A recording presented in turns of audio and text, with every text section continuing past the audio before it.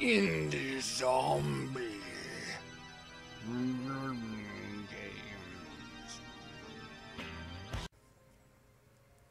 Hey everybody, and welcome back to Indie Zombie Let's Play. Today I am taking a look at Velocity 2X on the PlayStation 4.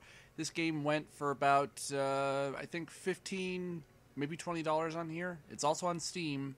I don't know currently how much it's going for. This game is a flying shoot 'em up that also has some side-scrolling sections, and the story so far that's introduced and that goes on is that you are a human pilot who was testing out this brand new ship that had this warp drive capability, and you ended up on the other side of the galaxy.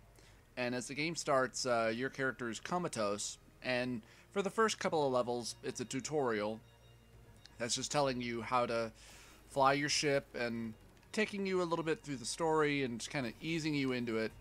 You hold R1 in order to boost. X is your shoot.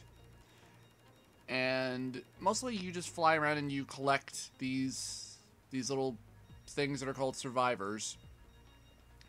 I'm not entirely sure what they are. I guess it's later intimated that they're scientists, or I'm not really entirely sure. And as the story goes on, you make an ally in the doctor here. This guy who's talking now, who's talking to this general character who will be your overall antagonist all throughout the game. And for right now, you're just kind of reliving flashbacks. And I'm not entirely sure if it's part of these levels that these are the flashbacks that you're reliving. Excuse me. But as the tutorial goes on, it introduces you to your ship's other abilities. When you hold the square button and then move the directional, you can do a short teleport to any part of the level, as long as if you're holding down the square button and then release. And that's actually pretty damn cool. And then actually as the game goes on, you're introduced to all sorts of other abilities. I'll be doing a two-parter on this, because when I was trying to replay this for the Let's Play, I had forgotten how some of the other controls worked. And so that was pretty bad. So I'm just going to kind of go through this level by level, and then we will go from there.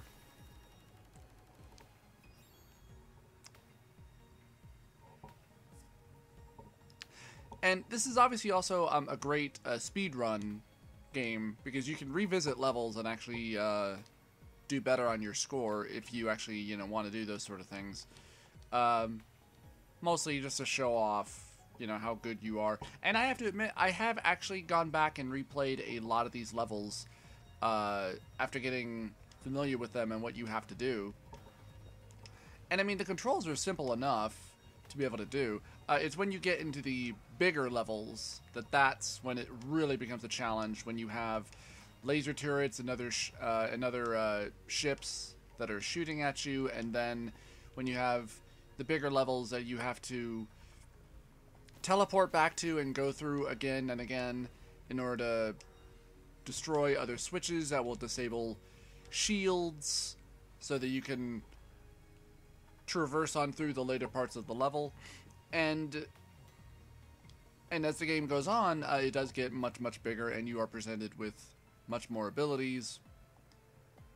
And then finally your character wakes up, and they've given her a cybernetic arm, and as well as a few other cybernetic abilities. And then this is where you're introduced to the side-scrolling sections, which this is the part that I really like the most, actually, are the side-scrolling sections. I think this is what helps break up, because to be honest, some of the ship sections do feel a tad monotonous at times, and this is really what helps to break that up.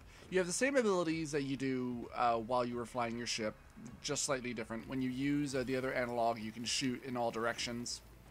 and you can jump. You have your little mini teleport, but you are limited as to how far you can teleport. You have a little rifle. That's good, but I find that this is a lot better because with the rifle you can only really shoot in 2 directions. With your gun, that I believe comes from your cybernetic arm, you can shoot in all directions. When you hold down the R1 button, you'll sprint, which will allow you to jump through gaps, especially like that. And then you have a dash ability. And then again, as the game goes on, you get presented with these new abilities. Like, you have a telepod ability that you use on both your ship and for your character, only with the side-scrolling sections, it's a telepod that you can throw in order to traverse through sections of a level that you wouldn't normally be able to get through, either because of hazards or something blocking you. And yeah, and this is just a very cool and very fun idea, really, and it goes for a semi-reasonable price. I mean, I certainly thought that it was worth it when I checked it out on the PlayStation 4. Again, I mean, my only gripe with the PlayStation 4 is that, like the 360, I do wish that there were more demos available, as opposed to sometimes there's a trailer, sometimes there are screenshots, but there's never a demo for a game. And there's nothing worse to me than not being able to try out a game before you buy it.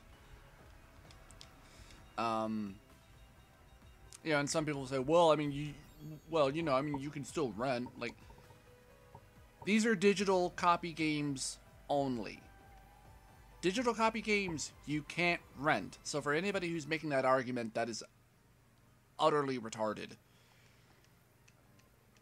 I actually once had somebody try to make that argument against me when I played the demo for the Pacific Rim game. And I had, you know, said basically, well, at the time that I didn't think it was a very good game. And to which they said, well, you know, physical rental copies still exist. Like, not for digital-only copies, jackass.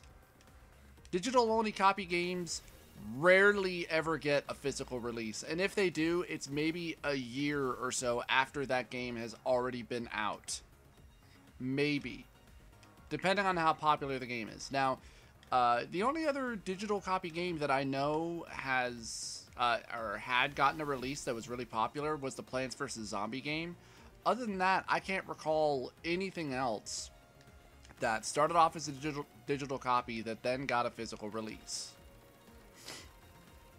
And really, I mean, more games like these, I would like to see get more digital more physical release. Though that would obviously cost a little bit more money for the developer and such. And well, part of the thing about being an indie tends to mean that you didn't have a whole lot of money to begin with.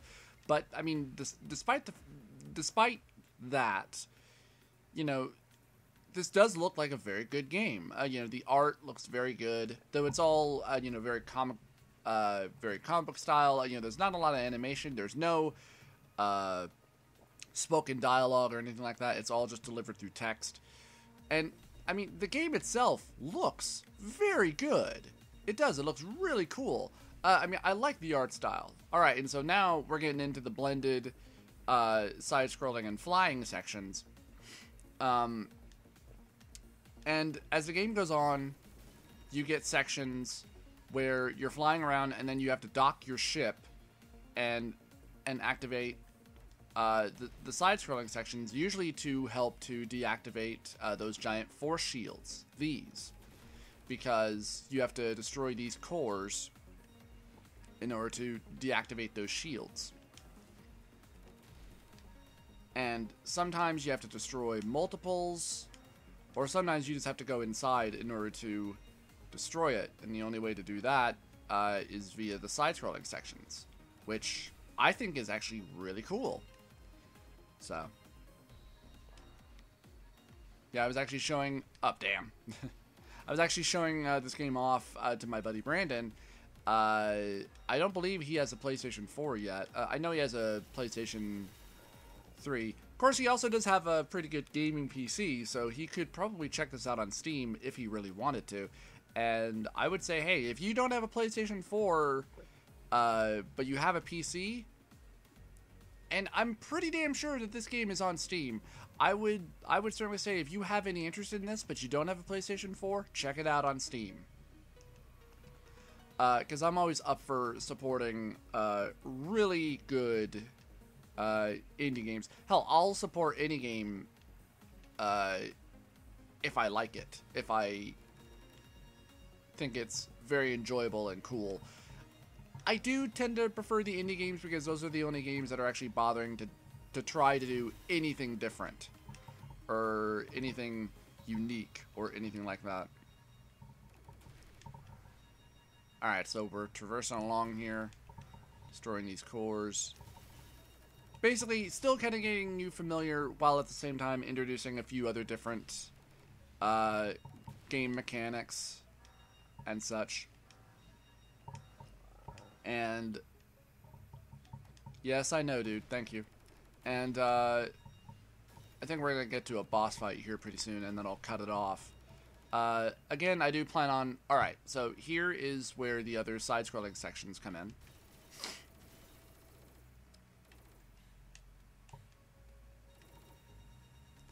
Oh, damn. Huh? Okay. And I'm hoping that when we get to part 2, I can show off a bunch of the other mechanics and hopefully remember how to do them. Because when I was trying to refamiliarize myself with the game controls, I couldn't remember how to do the teleport ability with your ship, which was pretty bad. Alright, the docking section.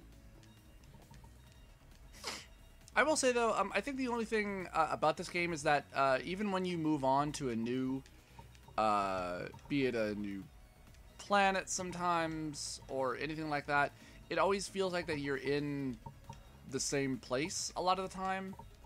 You know, because the background always continues to look the same. That's a tad annoying and pretty repetitive. Does kind of show a bit of a lack of creativity on the game designer's part. But, I mean, I can understand if their budget was slightly limited, so. But all in all, I mean, it still looks like a really great game. It's quite a bit of fun. Let's see, how long do we have? Well, I don't remember how long it takes you to get through these levels. So I'm just gonna get to the very first boss encounter that you have. I apologize, I'm skipping some of the story. To be perfectly honest, the story really doesn't feel like it matters really all that much. Basically, you're just going from point A to point B and trying to avoid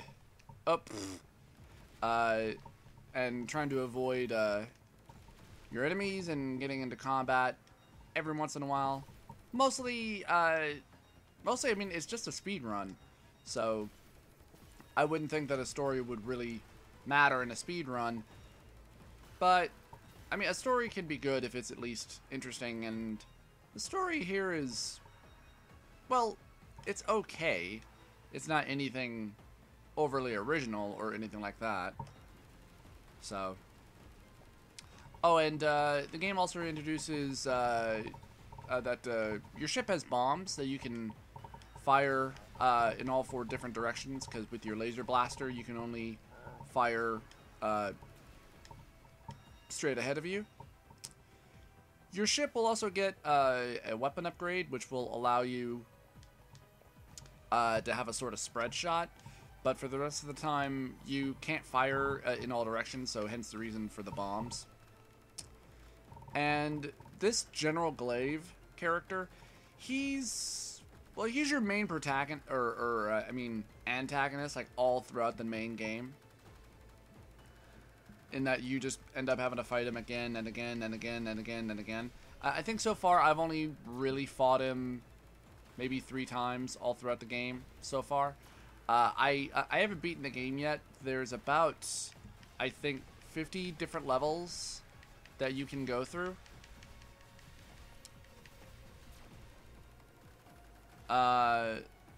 And I mean, when you do die on the boss fights, this was a bit of a negative critique of mine too, in that when you die, you just start back from the boss introduction, but the boss's health stays at about where it was when you died, which I would say feels like it kind of takes away from some of the challenge, but the boss fights are actually pretty intense, because if you're not careful and you just think, oh, I can just sit here and just bomb the crap out of him, if you take any amount of damage pretty quickly, you will die. So you can at least die pretty easily. Alright, so we're moving on to the next planet here. I'm going to cut this off here pretty soon, probably after we finish up this level. Blah, blah, blah, blah, blah. Yeah, so right now, basically they're talking about, we need to mount a force against General Glaive, because he's just going to come back for us. And, yeah, so the level design does begin to change up. I was hoping for maybe some more planet-side stuff, as opposed to just looking like we're constantly out in outer space sort of thing, basically. But, I mean, it's still pretty cool, so.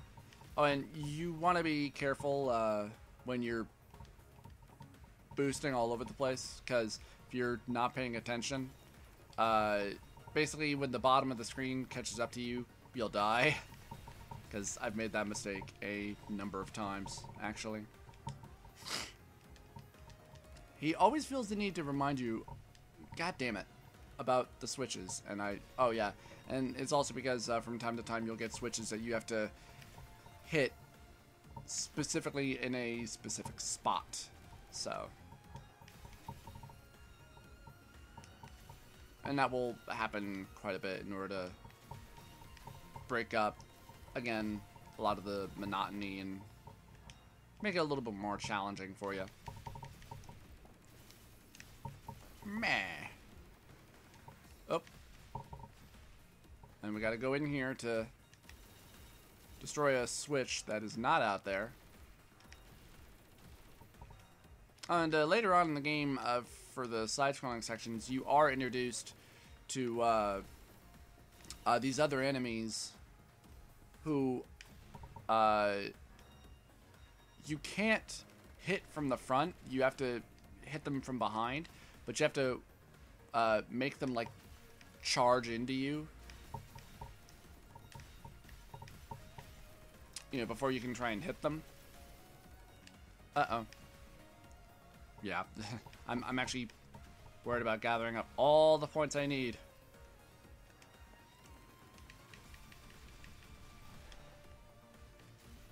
I don't know why I'm grabbing the health upgrades. I don't really need them right now. Alright, and we're done. Alright, everybody, so far this has been Velocity X2 off of Indie Zombie Let's Play. I hope that you guys have enjoyed. Please let me know what you guys think. Go ahead and leave a comment. If you did enjoy this, hit the like and subscribe button. You can check me out on JMR3709. Stay tuned. I will be doing a part 2 on this. I'll see you next time.